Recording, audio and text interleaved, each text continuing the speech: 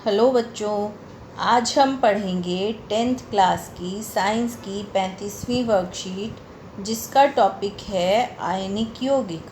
बच्चों, पिछली वर्कशीट में भी हमने आयनिक यौगिकों के बारे में पढ़ा था, पर यहाँ थोड़ा सा और डिटेल में पढ़ेंगे। देखो, हमने वहाँ पर घन आयन और ऋण आयन के बारे में पढ़ा।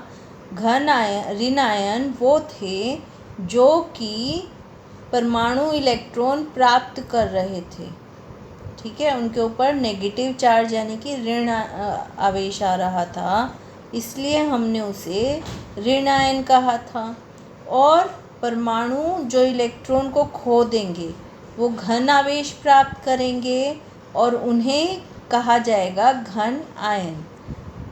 ऋण आयन अधातु होते हैं, जबकि घन आयन धातु होते हैं।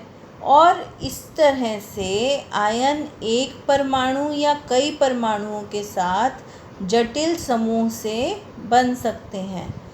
यहाँ देखो, धातु और अधातु की अभिक्रिया हुई और आपस में इन्होंने क्या किया, आयनिक आबंध बना दिया।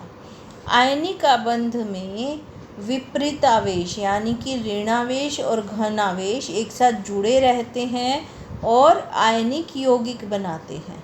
इसलिए आयनिक यौगिक आयनों से बने हुए यौगिक हैं। एक परमाणु का नुकसान या लाभ दूसरे के नुकसान या लाभ के साथ मेल खाएगा। यानी कि अगर धातु ने 2 इलेक्ट्रॉन दिए तो अधातु का लाभ कितने का होगा, 2 इलेक्ट्रॉन्स का होगा, ठीक है।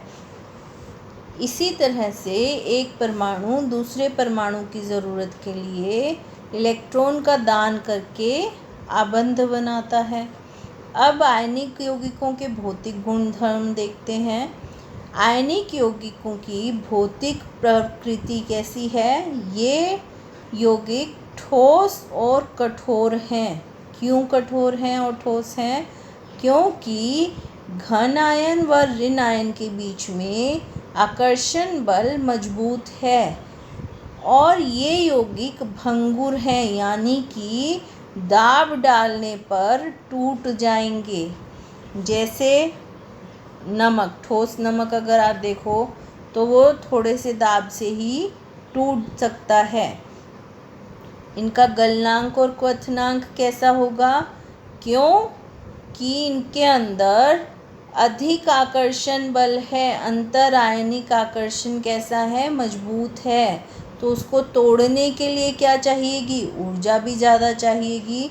इसलिए इनका गलनांक और क्वथनांक भी अधिक होता है। घुलनशीलता, जल में घुलनशील है और केरोसिन, पेट्रोल, इन सब चीज़ों में घुलनशील नहीं है।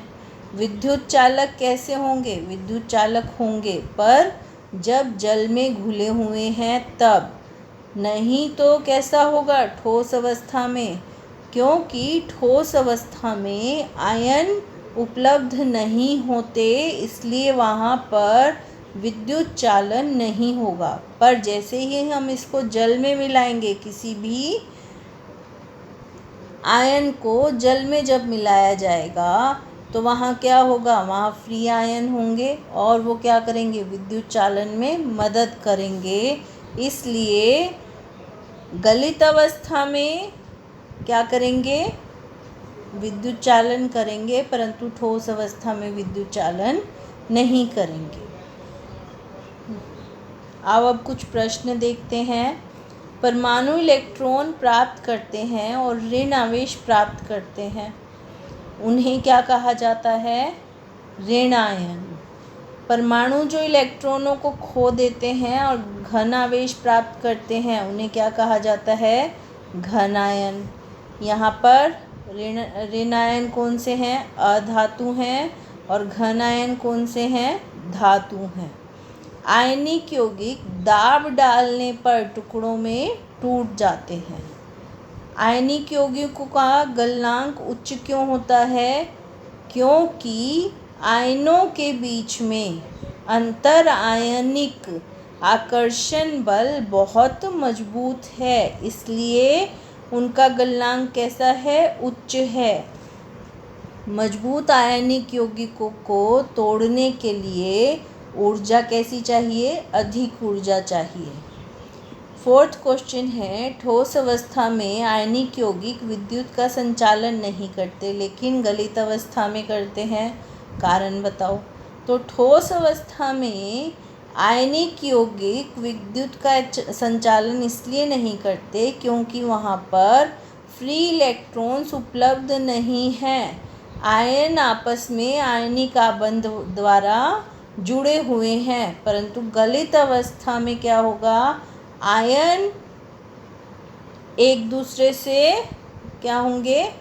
अलग होंगे और वहाँ पर फ्री इलेक्ट्रॉन्स उपलब्ध होंगे, जिस वजह से विद्युत का चालन हो पाएगा।